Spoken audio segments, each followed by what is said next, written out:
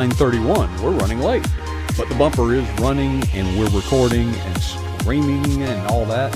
And J.D. Wininger standing by, as are many people in the chat room eager to see and hear. And I'm sure you are too. Let's count her down. Studio 13.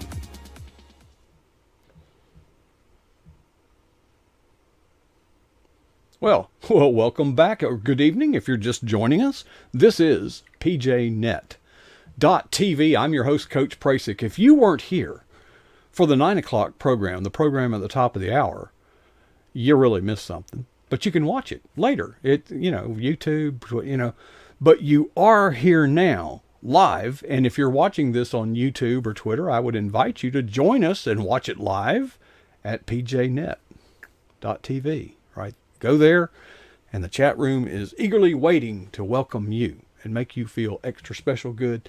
Well, you know what? It has been it's been crazy times, but let me bring the expert on all things crazy. J.D. Wininger, welcome home, J.D. Hey, it's good to be home, Coach. You're going to stay this time, right? Well, we sure hope so. I brought Miss Diane home from Dallas yesterday, and we spent 9 days there. So, and just a shout out to the good folks at Baylor University Medical Center there. They took good care of my girl, and I appreciate it. All the nurses and technicians and all the specialists and things that were involved. They took real good care of my Gracie. Now, I just as I told them, they can't take care of her like I take care of her, but they did a wonderful job, and they did their best to take care of me and keep me informed and everything. So very grateful to all the doctors and things. But Miss Diane is home, she's resting, and she's in bed. So she's going to get better and get stronger every day, and off we go. Yeah, the adventure continues. So are you one of those high maintenance family members that that they would, they wish you would go home and leave it up to them? Well, let's put it this way: the doctor, or one of the doctors, would come in at 6 a.m. every morning. Mm-hmm. And we had already been up for an hour and a half. I'd already stolen 3 cups of coffee from around the hospital, mm-hmm. found where all the coffee makers were, and had my stash of coffee mate and equal, and I'm all set to go.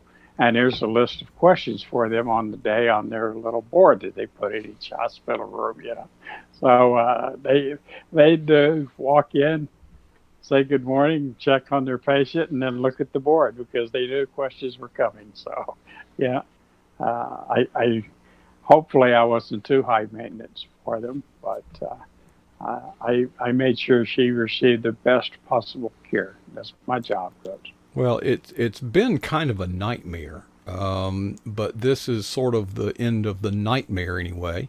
Now, you're not out of the woods, but... Oh, no, not quite. But we're, as I mentioned in a anti-social media post last week or earlier this week, it's all kind of run together, we're not out of the woods yet, but by golly, there's enough light we can see where the trees are, so we can avoid them. We're on our way. Well, that's a good thing when you're running full steam ahead. That's right. There's all kind of ways of finding out where the trees are. Some are more desirable than others, and there's a reason my nose looks the way it looks, Coach. Yeah. It's when I was in the service, I don't know how many trees I walked into in the middle of the pitch black night in the jungle somewhere. Yeah. Yeah. Crawling around on your belly, hadn't eaten, and farms are high maintenance, and you've been gone a lot. There's some caretaking going on there. Who's took care of the farm? Well, a couple of folks. My neighbor, Tom Riley, come over. I think we've talked about Mr. Tom in the past, and his wife and their son Albert come over and took care of some things for us, and tried to cut some of my grass one day, and I sure did appreciate that because it's only about 9 inches tall right now. But it's only 7 inches above the water line, though. Yes, sir. That's about right. I was going to say I've got about 2 inches of standing water out in my backyard right now, so it's hopefully the rain has ended for about 10 days here. But they've done that, and then my old buddy Michael come over, took Hmm. care of my livestock for me, and made sure old Bubba didn't starve to death. How's Bubba? Yeah, So how's Bubba taking all this? he was just happy as could be. He actually yesterday afternoon when I got in, got Miss Diane all settled, and she was secure, and I knew things were good. I wanted to go out and check on all the cows and just do a, count butts and make sure everybody's where they're supposed to be and everything's okay. And he hopped in the UTV with me and just cried, just put his head on my chest and just cried. He was so happy Uh, Pop was home, so his old buddy was there. And I think it's more, he knows he can get a treat now. So well, yeah, yeah. he went treatless there for about 10 days. So that Oh, didn't work. that So, is so yeah, unfair. That is so unfair. yeah.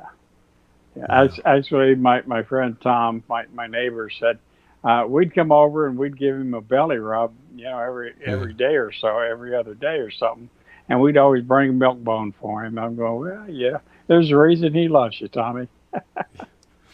Well, Yes. JD, last night I was talking with our guest Lori Hayes, and I was Mm-hmm. sharing, and I don't know if you got in on it or not, but I'd like to clear the air. Okay. Pelicans, when they're perched on the pilings and whatnot, they are generally Mm-hmm. facing the wind. Yes. And she said that wild horses generally do the opposite. They face away Face from the away wind. from the wind. Yes. True with cows?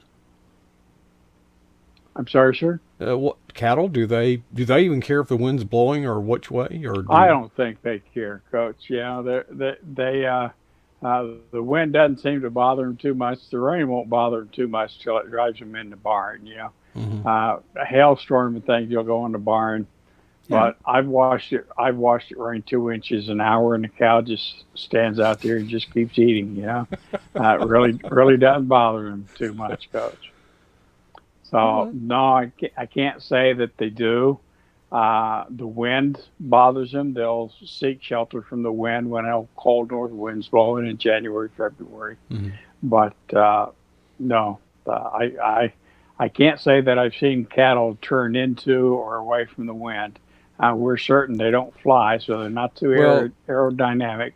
I know this. I know when the cattle are upstream or upwind or downwind from me. I know that. You know, Yes, sir, you can pretty much tell. they expel a lot of methane. They really do. They Oh yeah, and and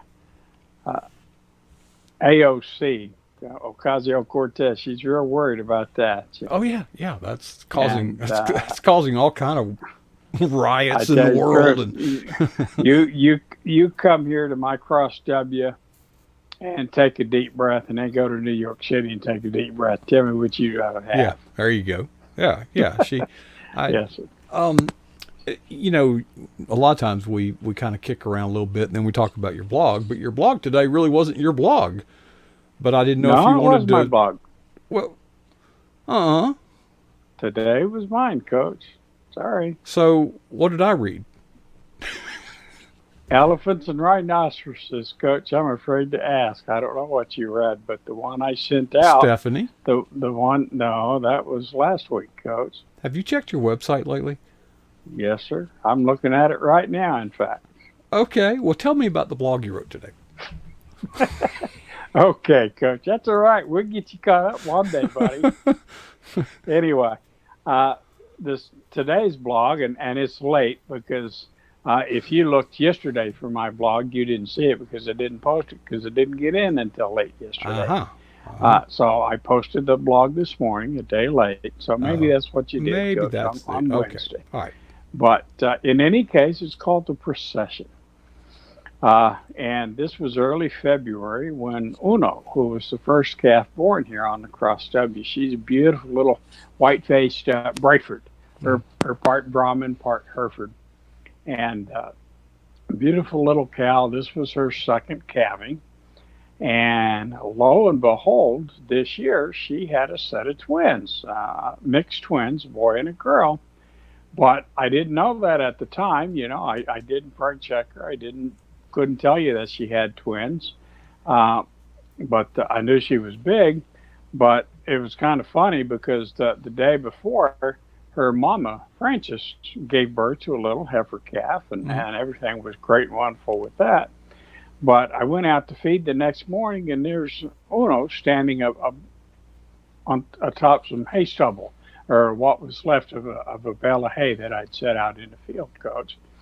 And she's bawling, and I'm going, well, you're in labor, or something, because she's not coming to the feed like the rest of the Oh, cows. yeah, something's up. So, yeah, something's up. So I go check it out, and I get within about 30 feet of her, and I see what's going on. There's a little calf on the ground, and it's smaller than normal. It's maybe only 30, 35 pounds, and it was stillborn, Coach. Oh. Actually, looking at it, I'd say that it was probably 8 months, so it was a month premature. Mm-hmm.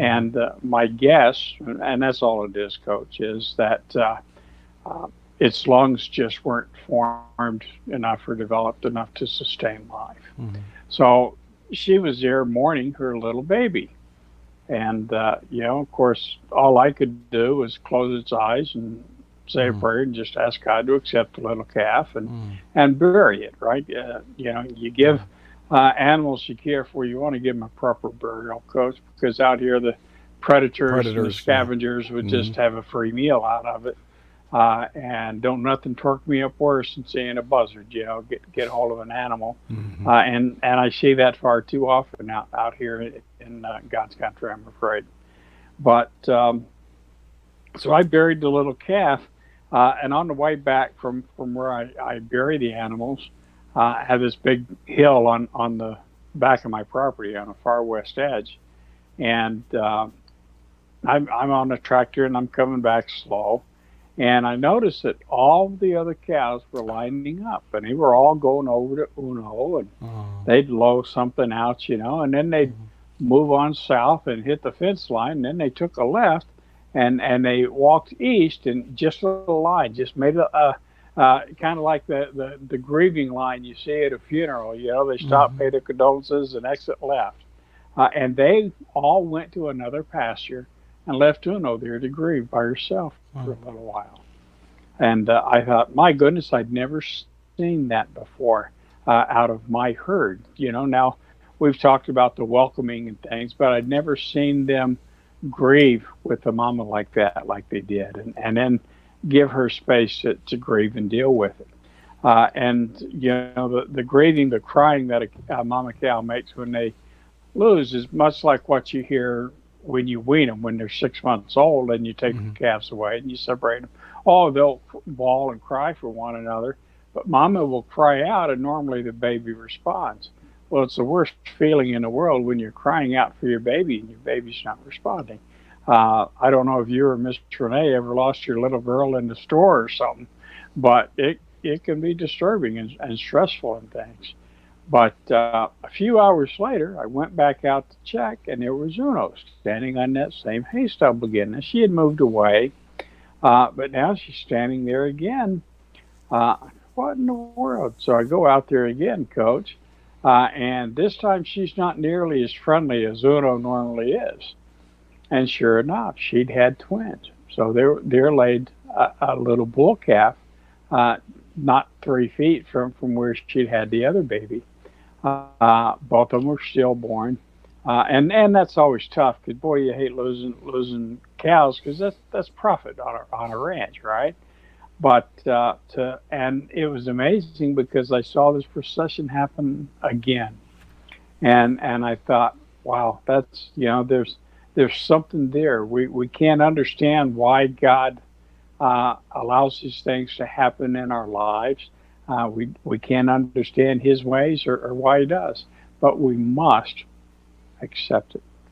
And sometimes we want to shake our fist at God and be angry at Him that these things happen. Something I'm learning on the ranch is death is a part of life in this fallen world, and we just accept that.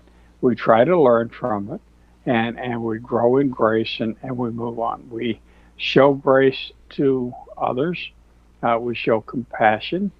We show empathy and sympathy. Mm-hmm. But life goes on, and we have to keep on living, and Today, Uno is back with Maverick, and if I had to guess right, I'd say she's probably already pregnant again, and we'll see where things go in 8 months or so, 9 months, Coach. And life will continue, and that's what walking this life of faith is all about. Is we can't understand why or these things happen. We can accept them.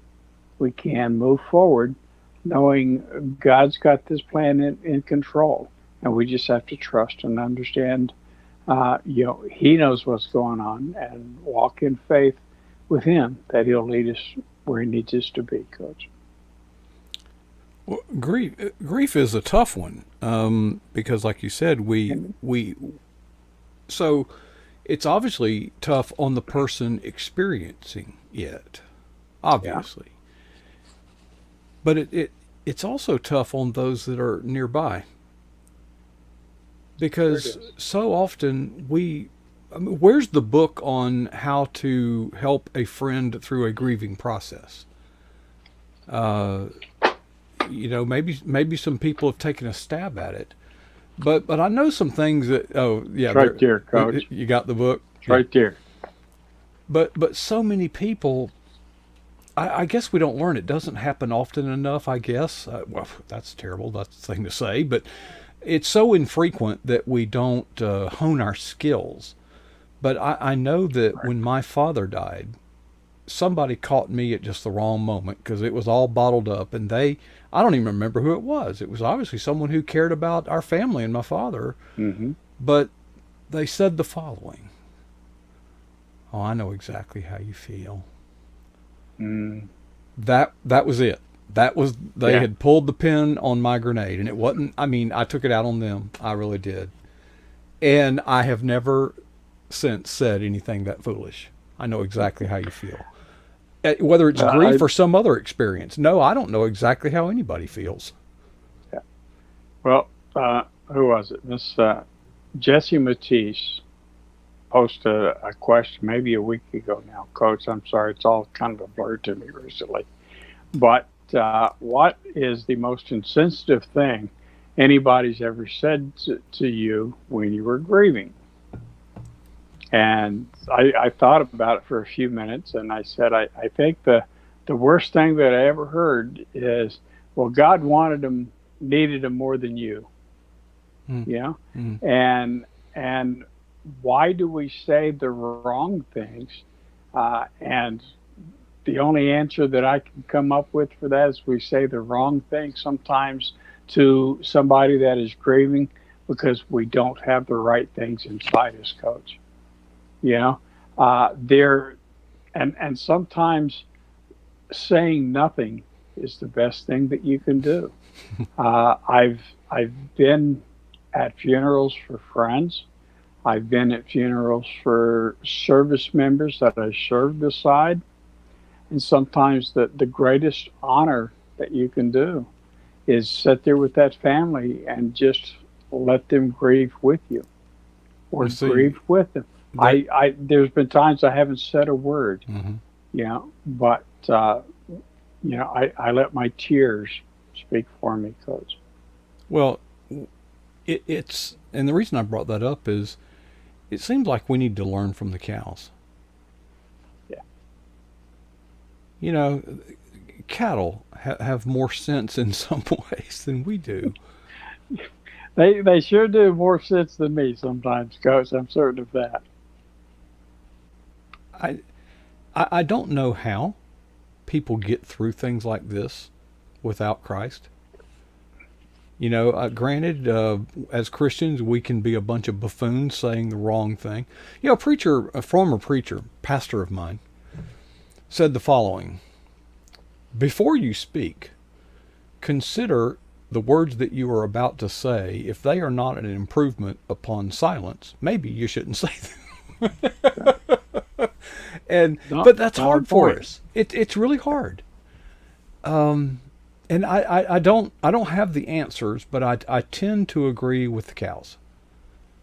Is be nearby, be there, Yeah, but just let the person grieve and let them reach out, to you and pray that God will give them the strength and the humility and the courage to reach out when they need help. Sure. But it's a tough subject. I've had some insensitive things said to me. My wife and I had been married for 15, 20 years. When are you Mhm. all going to have children? Yeah. Hello. Think Yeah. think about what you're saying before you really, Sure. that's kind of stupid. And of course, I have enough humor in me to counter those, but that doesn't mean it wouldn't hurt. It doesn't alleviate the sting Right. of what people can say, Coach. And sometimes we And just don't think. yeah, We just don't think. sure. Um, And we can be a pretty insensitive bunch for as highly intelligent as we are claimed to be. We can be pretty doggone stupid sometimes. And well, that's why I'm God as gave us cows and dogs. well, teach us lessons, and that's something somebody said. It's amazing, how much your animals teach you.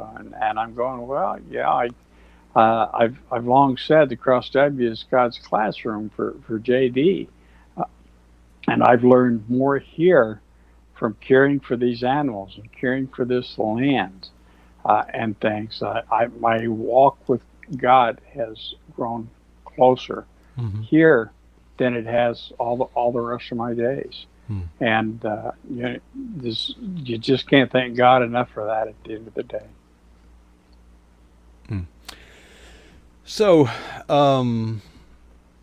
during the past 9 days, or those Hmm. 9 days, you maintain a protocol that I don't know how you do it, to be honest, but obviously you're very disciplined. You read a lot of blogs, you comment on a lot of blogs, you do all that. How did the events of the past 9 days hinder what do I call it?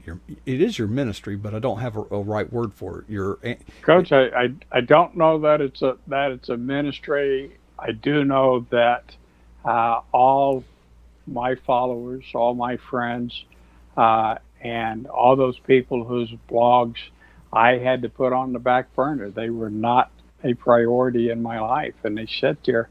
I'll be honest. I spent 9 hours today catching up on blogs and emails and things. In between trying to monitor Miss Diane and care for her and meet her needs as best I can, and get a few chores done and things. Try not to be out of the house more than 10, 15 minutes at a time if I can help it.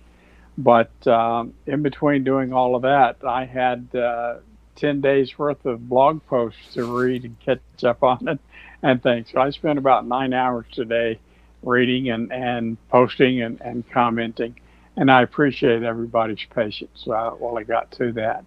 I know our buddy Ron Gallagher, you know Mm. Mr. Ron, his comes out on Saturday mornings, and I had expected to be home Thursday or Friday of last week, right? That was the plan. God had other plans, so I just sent him a quick note. Ron, I know that your blog post is coming out today. I always love reading it and commenting. I'll get to it as soon as I can, Hmm. buddy. And just a quick note like that. I missed the memorial service for my friend Craig Coakanga. They had Uh, a yeah. broadcast of that, a homegoing celebration, and I missed that. But I know that my family and friends understand that up there, and it's all good, Coach. If somebody doesn't understand that I prioritize my family over my blogs or my Christian writing or something, then folks, you don't understand OJD at all. No. Yeah. Well, So I forget the circumstance, but the principle was this, is, well, let's say it was you, and say, well, listen, I can't do this. And I would say, I would totally lose respect for you if you neglected your wife in the hospital to be on this program. yes, sir. I mean, that is priorities way out of order. And you know, Yeah. we but there is a problem with protocol. Okay, so you get this, you're behind. Okay, so Okay. all right, so I pretty well stay in that situation, so I'm well acquainted with this dilemma. All right, so this is the voice of experience. So once you get back on your feet, my strategy is start today. Forget all that you missed. Start today so that you're not behind on, and then I go back one. If I have 7 days backlog, I go back one day and do that one. It's only one day late. But the one that's 7 days late, whether it's 7 days or 8 or 9, it doesn't matter. Sorry, it's so that's my um, come from behind protocol. So, Protocol. so you follow the LIFO principle, last in, first out. Last in, first out. Yeah, Okay. yeah. Yeah. It, See, I'm it's I'm a I'm a first in, first out kind of a guy. Yeah. And but I'll that work makes you till I late can on get today's caught. stuff. Yes, sir. See. That's why I posted my blog post this Yeah. morning and not yesterday. Well, where I learned that is like if you're running late coming home, Hmm. and once you get about 15 minutes late, you might as well stop, have a beer. You're late. Because you're in just as much trouble You're for 30 already. minutes. It's over. It's over. That ain't right, but But it's right. Yeah. But I'm right. You know I'm right. You know I'm right. Okay. All right. Well, JD, welcome home. It's so good thanks, sir. to It's good see to be that on. familiar setting in the back, and maybe we should have widened the view to get a little picture of the shotgun back there. I don't know, but anyway, glad to have you sharing with us, and just give you keep taking care of your girlfriend there, your wife, your beloved Miss Diane, and give her our love, and you be the caretaker, and we're going to support you in that. Sure will, Coach. All Thank you, right. everybody. It's great seeing everyone All tonight. right. You, JD. Sir. Well, there it is, folks. The view from the Eagle's Nest, the broadcast facilities here at pjnet.tv. Gosh, it's coming up on 10 o'clock Thursday night. That kind of means something to me. It's kind of over for me this week. But it's not over for PJNet, because tomorrow night, Steve Hazards takes the console, the helm. He's the captain. He's in the wheelhouse. And he starts at 9 o'clock p.m. Play some good old retro, some jazz, But at 10 o'clock comes my perspective and comment. And that's what you don't want to miss. 10 p.m. Eastern, right here on pjnet.tv on Friday nights. And so that'll wrap it up for me this week. It's been a wonderful week. I am going to be up all night again. But we're working on something, okay? And it's really good. And thank you for all of your encouragement and support and your prayers. I get word of those, and your presence, even when I'm here alone, is noted. You can just know that somebody out there. Before I leave, it is customary, and I'll always do this. I know many of you have heard it, and you say, I know what he's about to say. Yes, you do. Because I think it's important. 2 questions. What is the boldest thing that you've ever done for Jesus Christ? And then, how long ago was that? I hope that none of us will be satisfied with either answer.